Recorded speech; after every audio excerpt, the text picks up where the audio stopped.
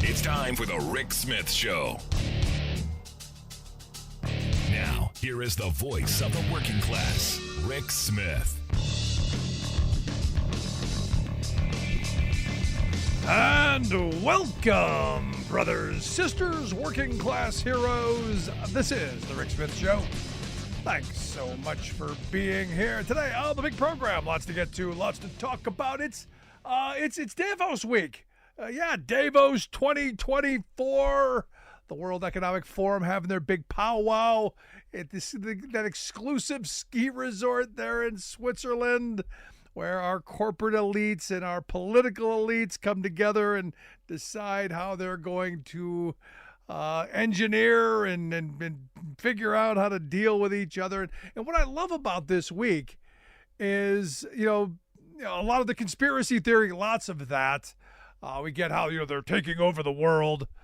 But I also like you get to find out all of the how bad things are going, how bad of a job they're actually doing for us. And one of the latest reports come out from the folks over at Oxfam.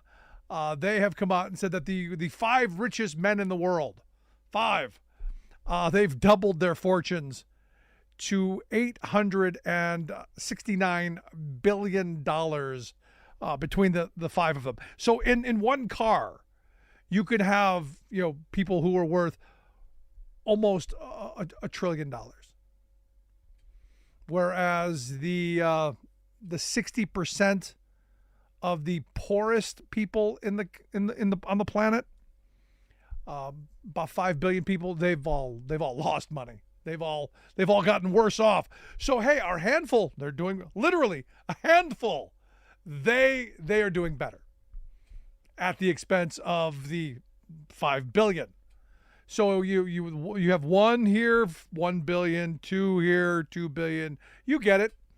Our super rich doing really, really well. So, I look at this big powwow and I go, it's not working. If the goal is stakeholder capitalism, if the goal is to ensure that, we care about, all of the stakeholders, the workers, the shareholders, the customers, the communities, all of this, you're doing a pretty bad job. Not good. But today on the program, we're going to talk with Connecticut Senator Chris Murphy. And what I like about Chris Murphy, I think this guy could be the Teddy Roosevelt of this generation. The guy who's going to come out and say, look, we're going to fight and make sure that, workers have an opportunity to make a decent wage, that prosperity is shared, but democracy is saved, that people feel that there's some hope, that they have some say, they have a way to move forward. And I love the fact that he was one of the people participated last week with the Teamsters, with the Amazon drivers. In fact, he wrote a letter to the Amazon CEO saying, hey, your delivery service partner drivers, this ain't working.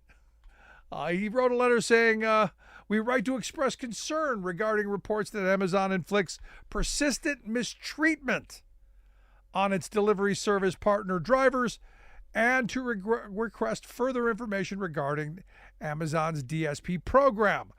He writes, Senate Health, Education, Labor, and Pensions Help Committee Chairman Senator Sanders recently launched an investigation into the abysmal safety record in Amazon's warehouses and the company's treatment of workers who are injured in those warehouses in response to growing public body of reporting, expert analysis, and constituent concern shared with our offices. We are conducting similar but distinct oversight into Amazon's DSP program. Now, what I found interesting in his letter that was signed by 24 senators, including 3 Republicans, is he writes, Amazon's freight truck drivers haul a variety of goods across highways every day, and their branded delivery vehicles are virtually unavoidable feature in neighborhoods all over the country. Through nearly all Americans, they're familiar with and reliant on the services of Amazon branded vehicles. which are operated by drivers in Amazon branded vests who exclusively deliver packages with big, bold Amazon labels. Few realize that Amazon refuses to acknowledge the workers who operate these vehicles as its legal employees. This a big freaking deal. This is saying, look, we're going to look into this employment practice, this misclassification of people. You're driving a big vehicle, says Amazon on it. You're wearing the clothes, say Amazon on it. You're pointing people going, hey, do that job. Deliver our box. It says the A on it. But you're not our employee? Yeah, you want to start talking about what we can do to make a more equal country, a more equal society? Let's start with simple things, like not letting employers screw over workers and misclassify them. Let's start with that. Let's start with these big behemoth corporations not screwing over working people. Let's start with that. They write, an overwhelming body of reporting suggests this system of control without responsibility exacts an awful toll on the drivers. Drivers have been made to work in extreme heat without air conditioning, forced to make deliveries in the snow without proper safety equipment like snow tires and chains, and are often pressured to skip breaks. In some instances, drivers have been forced to work for nearly 12 hours without access to a restroom. Yeah, we know all this stuff. But Chris Murphy and these other folks, they're the ones who are going to be willing to step forward and say, you know what? We are going to change things. And when we come back, Connecticut Senator Chris Murphy going to be here to talk about how we're going to bust up these big conglomerates, how we're going to return competition back to the workplace, into our economy, and more importantly, democracy back to America. Quick break, right back. I'm Rick Smith, and this is Labor History in 2. On this day in labor history, the year was 1898. That was the day workers in the textile mills of New Bedford, Massachusetts, walked out on strike. They were organized along craft lines into 5 different unions. Regardless of craft, mill owners inflicted a 10% wage cut, which would prove devastating given the fact that whole families worked in the mills. When the wage cut took effect, spinners effectively shut down 22 mills owned by 9 companies. Having formed an amalgamated strike committee, weavers, loom fixers, carders, and slasher tenders all stayed away in support. Workers' leaders like Samuel Gompers, Eugene V. Debs, and Daniel De Leon of the Socialist Labor Party all visited the strikers to give encouragement and inspiration. Debs alone acknowledged the role of women in the strike as workers, and not just as wives, mothers, daughters, or sisters. Before the strike, there had already been discord over strike demands. The weavers insisted on adding the fines issue. They constituted 40% of mill workers, and their job duties included correcting the mistakes of other trades. Manufacturers routinely fined weavers for material deemed imperfect, yet still profited from selling their products. The fine system wrought havoc on weaver families, and they wanted it abolished. The rest of the unions sympathized with their plight, but insisted the strike would fail unless they focused solely on the issue of wage cuts. The weavers persisted, and the demand stuck. By April, the strike collapsed. Workers went back with nothing gained. But the strike proved that workers across craft lines could strike and support each other in an industrial manner. It also proved that men and women workers could effectively organize a strike and picket together. For more information, go to laborhistoryin2.com, like us on Facebook, follow us on Twitter at laborhistoryin2.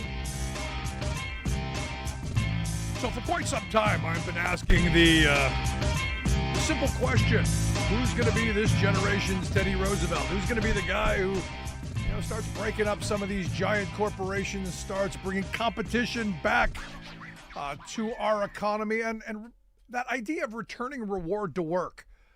We've been talking about this for a very long time, and finally we're starting to see some movement. And someone in the Senate caught my attention. Excellent speech recently, meeting with Amazon drivers. doing the groundwork. And that's why I've asked Senator Chris Murphy to come spend a little time with us, share some thoughts on the direction and where we need to be going if we're going to actually, I don't know, do what I've been saying, and that is return reward to work and rebuild that prosperous working class of our grandparents' generation. Senator Murphy, thanks for taking time for us. Yeah, thanks for having me. Appreciate it. So, I've been talking about this for quite some time. We've been watching consolidation. We've been watching industry after industry consolidate. We've been watching monopolies spring up around us. And it doesn't seem like anybody's paying attention to the little guy. People are losing jobs. Wages have been stagnant for so long. I think a lot of the anger of the country is things are getting harder for folks. And it comes down to it's the economy, stupid. Yeah, I mean, listen, this has been happening for a long time. It's not the first time in American economic history in which you've seen a rapid, massive consolidation of economic power. You've seen a massive transfer of wealth from the middle of the country to the elites in the country. There's no doubt that this country is going to explode unless we do something about the fact that you have non-competitive market after non-competitive market. And Rick, I'll tell you why I've come to care about this. I haven't spent my lifetime working in and around antitrust policy and questions and arguments around consolidated power. I've spent the last year and a half really trying to examine why America has, it feels like it's coming apart at the edges, feels like it's coming apart at the seams, high rates of suicide and self-harm and overdose and violence and, just people generally feeling really crappy. I think one of the big reasons is that folks feel like, they're powerless in this economy, that all of the decisions that matter most to them are being made by these giant economic monoliths that are totally unaccountable to them. The most important decisions that matter to them are being made by Amazon and Google and Facebook, not their state government and their national government. And they feel totally helpless. And so this argument to break apart monopoly power, yes, it's about returning dignity to work and raising wages and lowering prices, but it is also about just giving regular people out there a sense that the decisions that are being made that matter most to them are being made closer to them, are being made by small businessmen that they can touch and feel rather than these enormous antiseptic, hard to reach corporate conglomerates. And so I think this is part and parcel of an effort to try to restore some spiritual health to the country, to break up these centers of enormous economic power. I don't disagree with you. And I've been saying, since 2016 and the rise of Donald Trump, that the despair and the anger and the frustration comes from the economic part of it, that people are struggling. But also, as you've pointed out, people feel powerless. They feel that no one is listening to them. And that, believe it or not, some feel that Trump was listening or heard them, had his thumb on the pulse of that anger and used it in a way that catapulted him to the White House. Yeah, and listen, I think people know what they want. They don't always know exactly how to get there. So, one of the things that has eroded over the course of the last 20 years is the health of our local communities. We have a pride in the places that we live, but those places are not healthy any longer. You have vacant downtowns, you have, dead commercial districts, the places where we, had pride in, but we also used to meet. We used to come together, are just non-existent in the way that they were. And that is a consequence of the Amazonification of our economy. As Amazon and Google essentially dominate retail commerce, the consequence is the local mom and pop retailers that just don't exist any longer. Pretty soon, your local supermarket will be out of business because everybody is going to be getting their groceries delivered to them by some giant multinational food distribution company. And so people want healthier places. And the only way to get healthier places is to break up enormous economic power so you have a better shot for small businesses, local businesses, and truly unique local economies to thrive. And so people, have all these things that they're wistful for. Right? And Donald Trump speaks to that, right? Make America great again. And we've got to have some answers as to bring back the parts of America that were legitimately good. Yeah. like vibrant, unique downtowns and commercial districts. No, you're That's about spot breaking on. up power. No, back in, before the 2020 election, we did a month-long Working Class Heroes radio tour. And we went to a lot of places that used to be. They used to be recognized for something that they produced, and now they're hollow shells of what they used to be. You go into Akron, Ohio, used to be the rubber capital of the world. Toledo, the glass capital. Eau Claire, Wisconsin, rubber. Ottumwa, Iowa. The meat packing. There was all of these places that was their pride. That was what they were known for. And those places, in a lot of that, in those places, that's gone. And what's replaced those industries of what they were known for, what they produced, and what was their identity are now, drug treatment centers and all of the poverty, your dollar stores, your pawn shops, all of that stuff, and the despair and the anger and the frustration that comes with it. And you're right, people want that sense of purpose, that sense of pride in their community back. And I got to tell you, and this isn't pandering, I'm looking at the investments that are being made in manufacturing, that we're actually starting to reshore some of this. And I think if we start breaking up some of these big conglomerates and we start restoring competition back, so that mom and pop and a local person can start into an industry and give them an opportunity, I think we can restore some of that pride back to local communities. No, 100%. I mean, I represent Connecticut. When I was in Congress, I represented Northwest Connecticut, and in Northwest Connecticut, we have Danbury, the hat city; Waterbury, the brass city; Meriden, the silver city; New Britain, the hardware city. Right? These were places whose very identity was connected to the thing they made. Right? And the pride of that community was connected to the thing that they made. We came to the conclusion 30 years ago that we didn't have to make things in the United States any longer, that we could become Did we come to that conclusion? We did. I mean, listen. Did we have a conversation around that? But I would tell you, Republican and Democratic elites came to that conclusion, and they were wrong. And Washington was consumed for a period of time with this idea, right, that we could become a service sector and financial sector economy. They were wrong, and we are finally realizing the error of our ways. And as you mentioned, thanks to President Biden, we are putting enormous new resources back into industrial policy, and we are rebuilding factories, and we are rebuilding industrial capacity. And 10, 20 years from now, there will be cities with new names, right? Cities that identify themselves with making products connected to the next economy. And that's really exciting. But we went through about 30 or 40 years where we were headed in a very, very bad direction. No, I grew up in Cleveland, Ohio, where manufacturing was the game. You had auto plants, you had feeder plants, you had steel. Making stuff was the pride. It was a solid blue collar city, and sadly, I had a front row seat to all of those jobs going away and being, well, they didn't go, we didn't lose them. We know exactly where they went. They went to China and Mexico and other cheap labor places, because as you pointed out, neoliberalism, we have all this trade policy. So no, make it somewhere else, bring it back here, and we'll buy it, and you can make large profits off of it. And I'm hoping we're changing a little bit. I'm hoping you're right, and that President Biden is moving us in that direction. But I had a front row seat to it, and it was not good for families. It was not good for communities.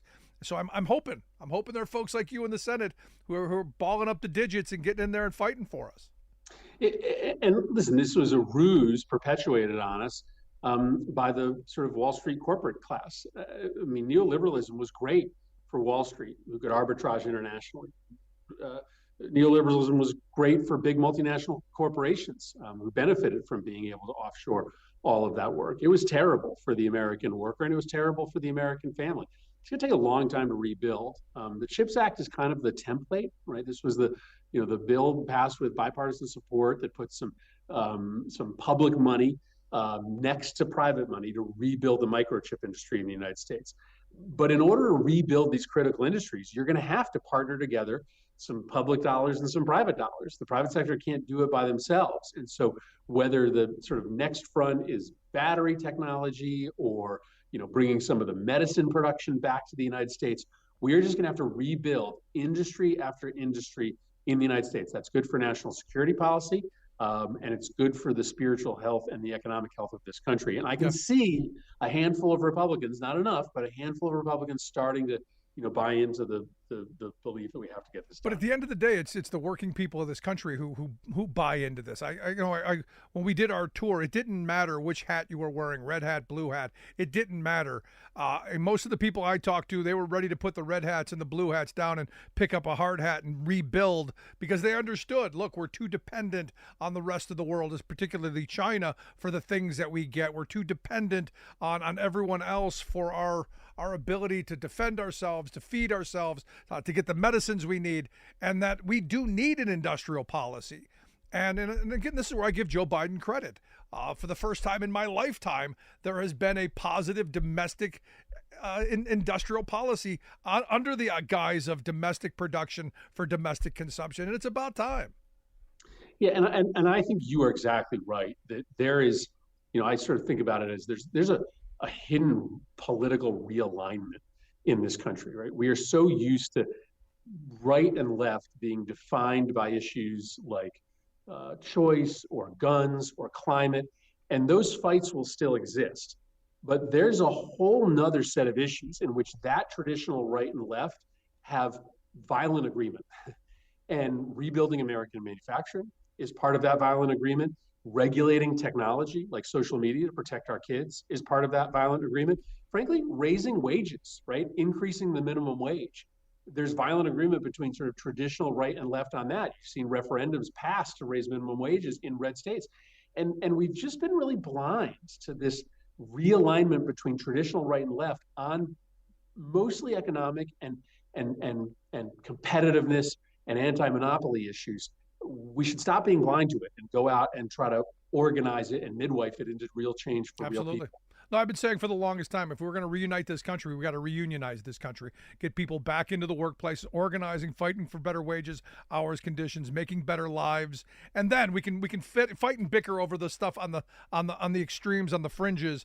But it's about making better lives. It's about keeping roofs over heads, food on tables, and giving families opportunities, health care, job security, the meat and potato stuff first, and then the other stuff. Look, I'm on board with all the other stuff, but for me, it's got to be down the middle of the fairway, down the middle of the road, however you're going to frame that. That's where we should be spending our time, and this is where I think the president has done a very good job. And I don't want to pander too much, but I think he has done a good job in ushering the economy back in that direction to where we are.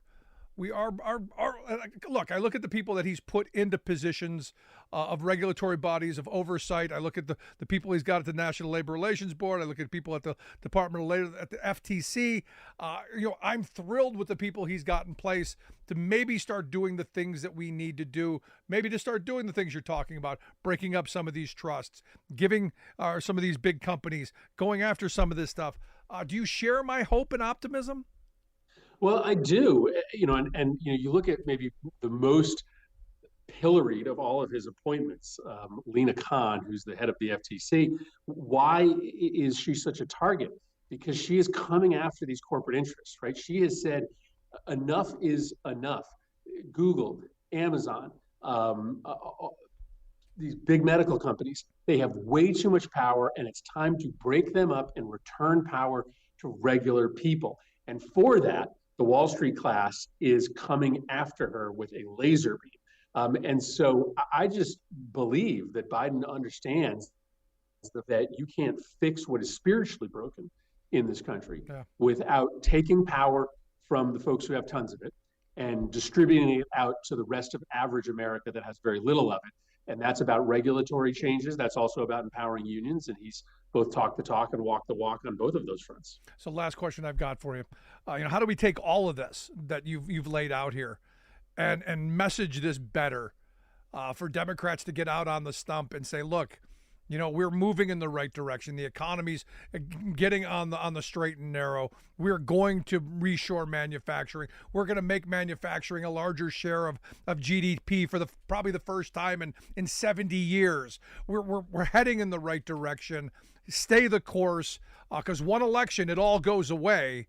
How do we do that? How do we get that messaging out to the people who are angry at where we are and do want to see these big monopolies broken up? That Biden's the guy. How do you do that? Well, this election will be a choice, and the benefit is that you don't have to sort of guess what a Trump administration is going to be like because we saw it. And when Joe Biden won the election, he put all his energy behind breaking up corporate power, raising wages for regular people, and rebuilding American industry. Those are the pieces of legislation that he passed. When Donald Trump was president, he spent all of his time and effort trying to pass a giant tax cut for corporations and for his billionaire friends. That is the sum total of Donald Trump's domestic agenda, was tax cuts for super rich people and super big corporations.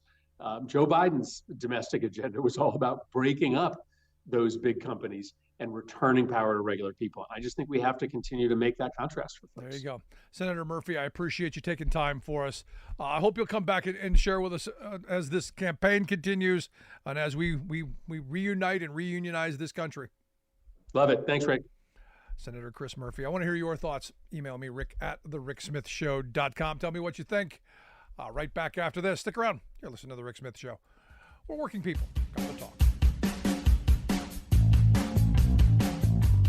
We are AFGE, the American Federation of Government Employees. We represent 700,000 federal and D.C. government workers who are the vital threads of the fabric of American life. We support our nation's military. We take care of our nation's veterans. We protect our nation's borders. We respond to our nation's crises and natural disasters. We provide services to our nation's seniors. The American Federation of Government Employees. We work for America. Welcome back to The Rick Smith Show. Now, here is Rick Smith. So the good folks over at the Alabama Policy Institute have released their wish list for the coming year. And oh, not surprising, children. Yes, children are on the list. Yeah, they want child labor. Get rid of those onerous child labor laws in Alabama. Yep, got to get those child labor laws out of the way. Get those kids into the workforce because, hey, we got child labor shortage. So the solution to that labor shortage or that cheap labor shortage, go get those kids. But, no, hey, just don't get those kids into the workforce. But also make sure that they make fewer medical decisions and, we don't want them reading things. Want to make sure that we shield them from certain stuff, over here, but into the workforce anytime whatsoever. Yeah, good stuff.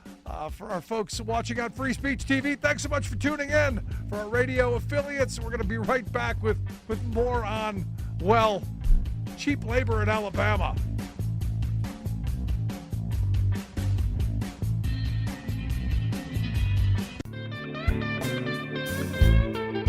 Welcome back to The Rick Smith Show. Now, here is Rick Smith. So I'm going to start off with an email from Andrew. And if you want to email me, rick@thericksmithshow.com, that's how you get a hold of me. And I answer all emails personally and sometimes use them here on the program. But Andrew writes, I'd like to say this is a joke, but he says the advantage of having kids working and out of school is the kids working won't be subject to school shootings. He said, a sick side of me wonders if it's safer to have kids in school or at work. And that's an interesting question. Is it safer? We regulate the workplace somewhat. We have, some regulations, some inspectors. We have some control, some bits. But now you've got a wave going on across this country of right-wing think tanks and right-wing organizations, the moneyed interests, the corporatists, and religious groups pushing this. Because, we got to teach kids responsibility. Spare the rod, spoil the child. That kind of stuff. And I look at this Alabama Policy Institute. Yes, one of the state policy network, one of the Koch brothers moneyed institutes that have littered this country with bad ideas, terrible policy, and destructive ideas for the working class. But hey, heavily funded and, staffed with some of the best, smartest people the best brains, the smartest people, the most creative degenerates you're ever going to meet in trying to figure out how to destroy the working class and really create an environment of more for the handful and less for everyone else. And, is it surprising? Inequality is at an all-time high when you have really a web of bad ideas coming out of places like this Alabama Policy Institute. And understand, every state, don't get uppity. Don't think you're special if you don't live in Alabama, because I guarantee there is a crazy right-wing think tank in your backyard thinking up bad ideas for your state as well. And I'm sure there's a document much like the 2024 blueprint for Alabama that this week dropped on the good folks in Alabama that set the priorities for what the right wants to destroy Alabama with even further. But this one, they've got their set of 30 policy priorities, and right at the very top of it is removing employment barriers for 14 and 15-year-olds, helping them join the workforce. Because filling out that eligibility form for the school, to ensure that kids are showing up to school and doing their work and they're not behind. That's just, as they put it, just too much. It's too far. It's a hindrance. It's too hard for teenagers to then join the labor force. So it's got to go, of course. Now understand, Alabama is one of the lowest wage states in the country. Why do you need more cheap labor? Because corporate America needs cheap labor. They always need cheap labor. So here you have part of the 2024 blueprint of, hey, how do we get more cheap labor for corporate America? How do we ensure that we keep that steady supply going into the veins of capitalism while simultaneously sticking it to the people that we're shoving into those veins? The kids. Because while they're they want kids to get into the workforce, they're also creating barriers. Now, again, tearing down those barriers because they're against regulation. Tear down those walls. Tear down those barriers. Except for for making medical decisions. Now, this is solely you know where this comes from. We don't want those transgenders, making decisions. So then this becomes a broad brush thing. This now becomes you can't make any decisions. And currently, as I understand, in the state of Alabama, 14-year-olds can make medical decisions for themselves.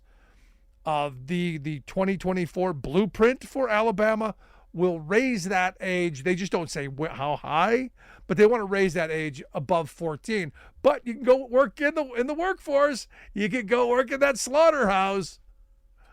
Also, they're going to put some barriers in front of what books you read, what books you can take out of the library. So again, you go work in that slaughterhouse, you go killing stuff, but how dare you read a book about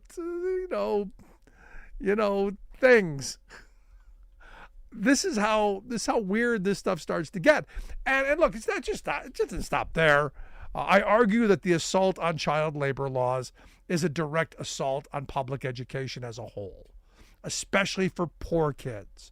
This is an assault on poverty. This is an assault on education, and it's an assault on public education.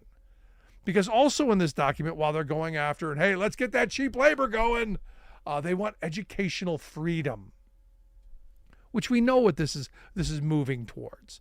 It's all the bad ideas that we've seen all around the country. Things like education savings accounts, things like charter schools, things like cyber charter schools, things like the tax credits that you give to the private schools, vouchers, I'm sure, are on the way. The bad ideas of, hey, let's pay parents to homeschool their kids. That's a great idea. We'll pay them to homeschool their kids, and then they can put them into the workforce and make money off the school district by pretending that the job. The perfect answer here is, and we saw some of this in Iowa, where setting up apprenticeship programs relieves corporate America of any liabilities, which is great, because if they get hurt on the job, well, it's nobody's fault, really. Oops, gonna have that. Question is how much more of this do we put up with? Also part of the 2024 blueprint for Alabama, as if Alabama doesn't have enough problems. They want to push for prohibiting drag shows. Who cares?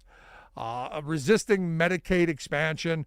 Yeah, because why would you want to help poor people and help working class folks get the health care that they need? Why would we want to do that? They also want to end the diversity, equity, and inclusion programs at public universities. And again, more assaults on public education. And are we surprised? And the answer, quite frankly, is no. This is who they are. But any of this, and this is my problem with all of these programs that these folks trot out, any of this going to make people's lives better? Is this going to help put food on the table? Is this going to help, keep a roof over people's head? And the answer is no. That's not what this is for. What these think tanks are masterful at. They focus group test. They think tank approve all of the Republican Party's policy ideas. And their policy ideas aren't about making lives better. They're about making politics better for Republicans so that they have issues to be able to run around, not solve. And we look at the immigration issue as a perfect example. Look what Republicans just said. We're going to do nothing on immigration until Donald Trump is president. That means there's nothing going to happen for another year other than hearing Republicans talk about how bad a problem is when they have the ability to go into the House and do the work of crafting legislation to be able to solve a problem. And as I've been saying on this program for a very long time, these aren't These aren't solution-based people. These are problem-creating people. The people that are in our political system right now, they're all about creating problems to be able to point out, to go, hey, look at how bad the other guy is. Look at these problems. Send us money. Not, hey, help us fix this. Not, hey, let's figure out how to deal with this. Because guess what? This is the interesting part of this. Immigration could help us with our quote-unquote labor shortage. If we truly had a labor shortage, and in some of the jobs that they want kids to do, we kind of do have a labor shortage. They're going to put poor kids into some of the crummiest jobs that adults simply don't want to do because those kids are going to be desperate. And those are jobs that immigrants usually took. But since Republicans have cut that line off and now we're in this weird kind of who knows world, we could sit down and craft a piece of legislation and say, look, we want to have a certain amount of labor to come in and help at peak times. We want smart policy. We want to make sure that kids go to school and get the education that they need to have a lifetime of learning and ability, and don't waste the one opportunity that they're going to get to be able to make their lives better for their entire life. Not just to be able to survive today. And this is the frustrating part of all of this. Especially as you look across the world where poverty is on the rise, inequality is on the rise, and the anger level is on the rise. And as we've talked about here on the program a couple of times, and I'm sure you've heard this before a couple of times, maybe a couple of hundred times. I don't know. But the fact of the matter is, we have a massively growing inequality problem here. And I don't know if you've noticed, but people are angrier. People are unhappy, not just with each other, but with their government. And there's a sense of anger, and there's a sense of let's tear it all apart. And there's a sense of, hey, let's vote for the crazy guy. Let's vote for the guy who's telling us he's going to burn everything down. He's going to go in and seek revenge and retribution for grievances that are in his mind. But all of this stuff comes back to the simple reality that the growing inequality is growing into spaces that it hasn't been before. People that it didn't affect 50, 60, 70 years ago, it now solidly affects. those working class communities that were getting by and doing fairly well thanks to the New Deal, thanks to strong labor unions, thanks to a manufacturing base that was right here at home, that you could know that you worked hard, you played by the rules, you could get ahead, and that the next generation was going to be able to do the same and do just a little bit better. That was the birthright for a good majority of the people in this country. But most of the folks now are looking up going, I'm not seeing it. Because we've got too many people at the top who are hoarding. Which is why, I started off this program at the beginning saying, look, you got these elites in Switzerland. They're having their little powwow. And they're talking about stakeholder capitalism. Talking about, how are they going to pursue policies that's going to share more. And yet we haven't been more unequal in my lifetime than we are right now. And we haven't been more divided than we are right now. And look, when I talk about these things, just to, average voters, to my Republican voting friends, they're with me. They don't want kids working in slaughterhouses. They don't want kids having to go to work. They don't want to revert 100 years ago so families can make ends meet. They don't want that.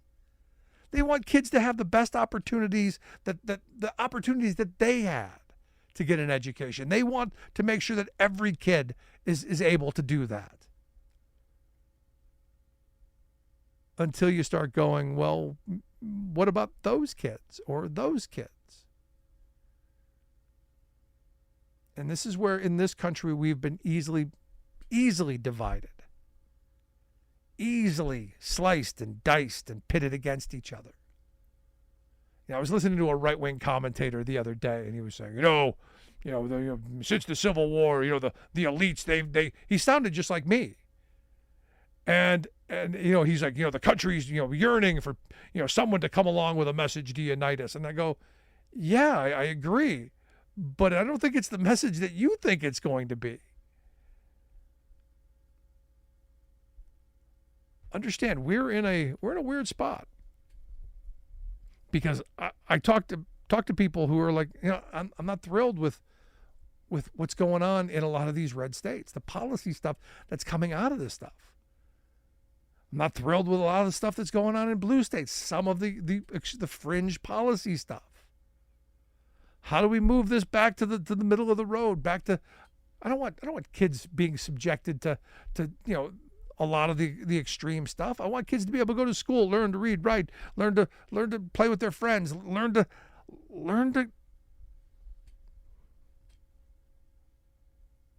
get along. Learn to solve problems, not be them. That's the question I have. And I want to hear some solutions. I know politics is a huge part of it. And I have people say, Rick, at the end of the day, we need to have people who show up to the ballot box and they need to vote. And I agree wholeheartedly.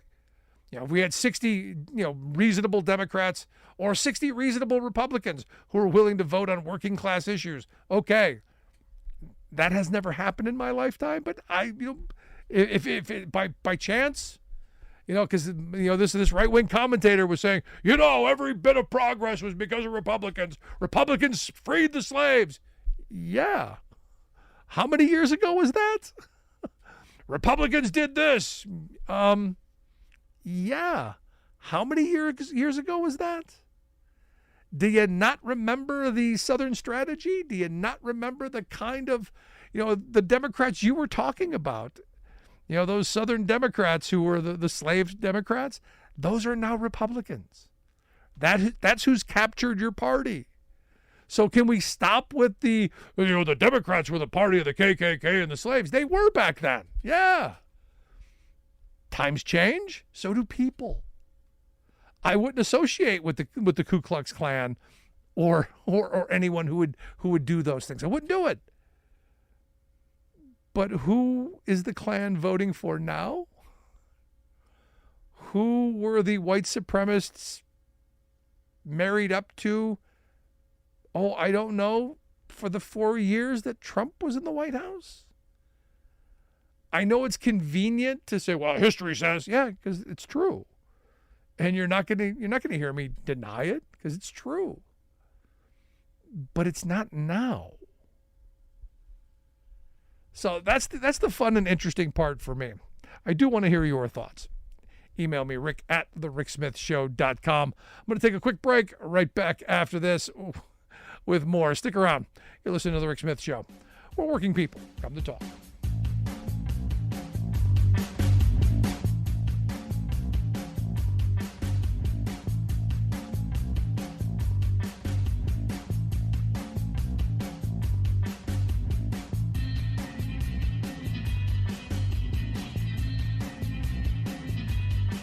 I'm Rick Smith, and this is Labor History in 2. On this day in labor history, the year was 1932. A very unusual army marched on Washington, D.C. Pro-labor Catholic priest Father James Renshaw Cox led the march. Father Cox had worked as a cab driver and steel worker before attending seminary and serving as a chaplain in World War I. After the war, as a pastor in Pittsburgh, he organized food assistance for those hit hard by the Great Depression. As the number of unemployed grew, Father Cox came up with a new plan to help the suffering in his city. He organized Cox's Army, 25,000 Pennsylvanians who had lost their job due to the Great Depression. Cox led them from Pennsylvania to the nation's capital to demand a works program. Cox led them from Pennsylvania to the nation's capital to demand a public works program to put people back to work. The protest was the largest in Washington, D.C. up until that time. It was considered a great embarrassment to Republican President Herbert Hoover, yet the president still did not move to provide government assistance. Such inaction helped to usher in the era of Democrat Franklin Delano Roosevelt's presidency, whose New Deal policies included public jobs programs. The protest also spawned a popular saying for women of that day. According to the Associated Press, the men of Cox's Army ate 2,500 pounds of sauerkraut, 1,500 pounds of hot dogs, 11,000 apples, 650 gallons of soup, 450 loaves of bread, and 1,600 dozen of donuts and rolls during the protest. When cooking dinner for their families, women might explain, "I made just enough food to feed Cox's Army." Labor History in 2 brought to you by the Illinois Labor History Society and The Rick Smith Show. For more information, go to laborhistoryin2.com. Like us on Facebook and follow us on the Twitters at Labor History in 2.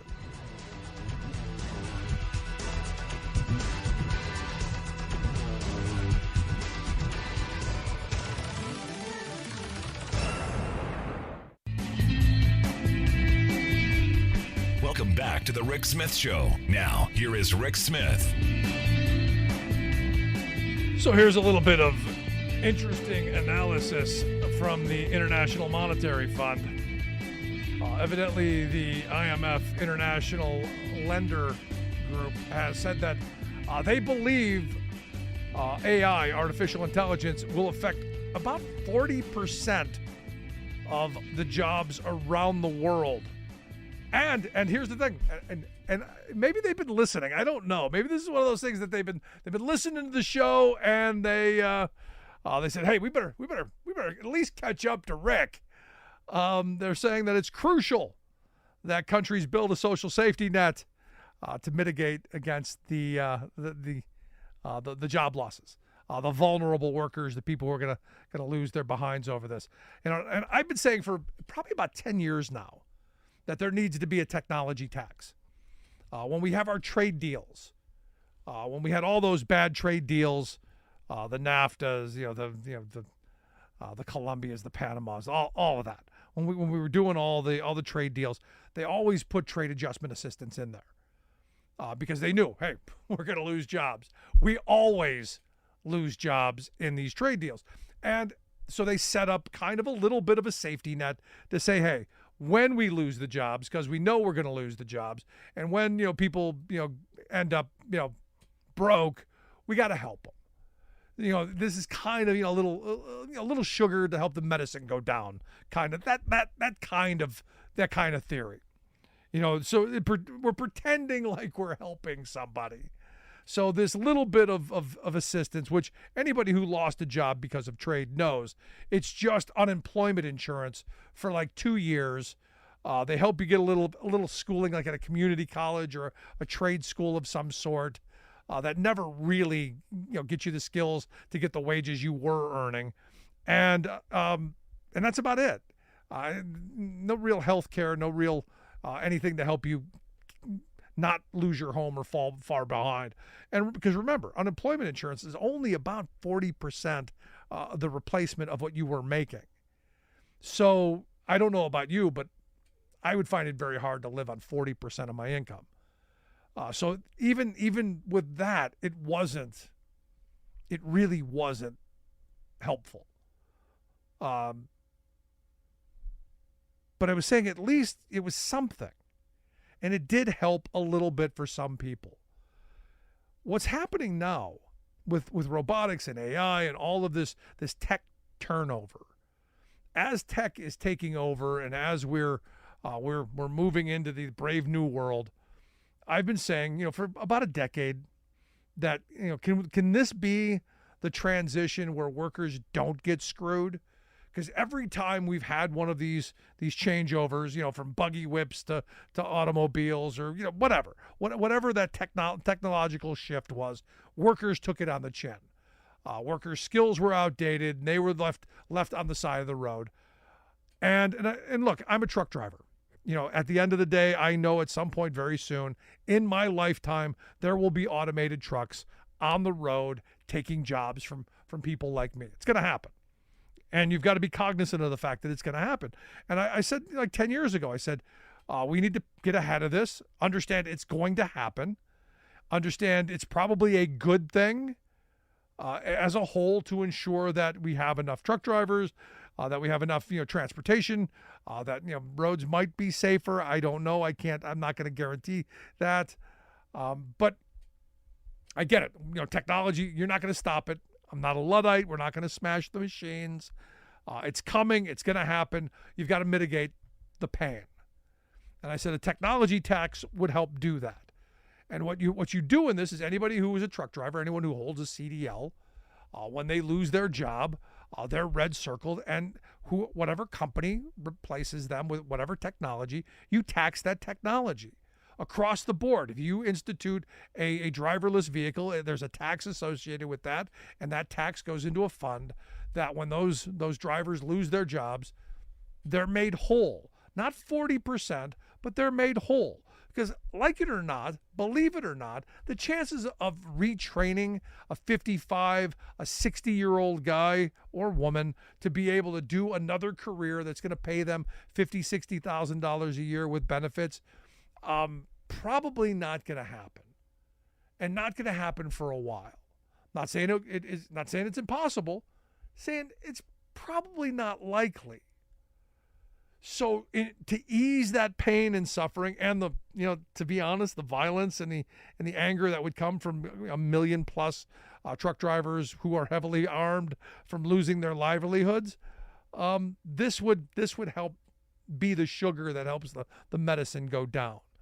But doing that across the board, yes, you're going to make technology more expensive, but you're going to also make the transition easier for working people to be able to make that transition, so that people don't lose their homes, families don't end up homeless, all of the societal ills that come with this kind of a transition. Because look, we know out of this you're going to make billionaires, you're going to make gazillionaires, because we've already got them.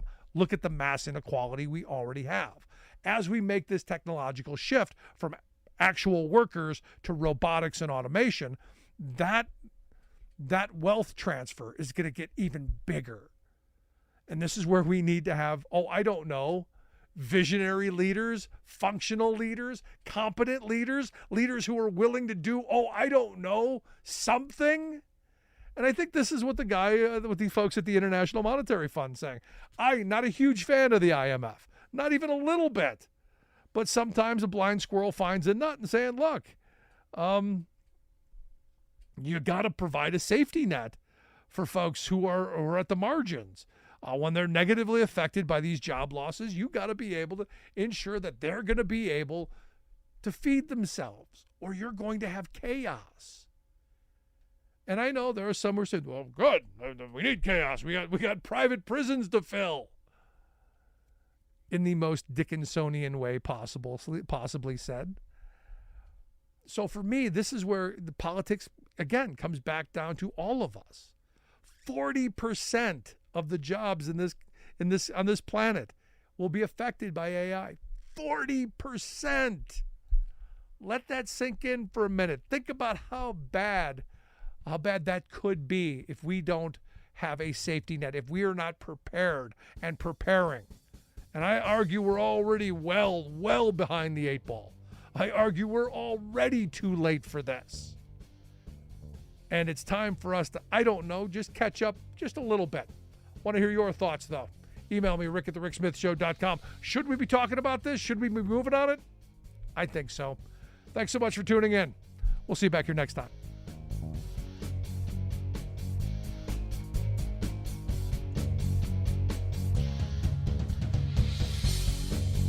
You've been listening to The Rick Smith Show.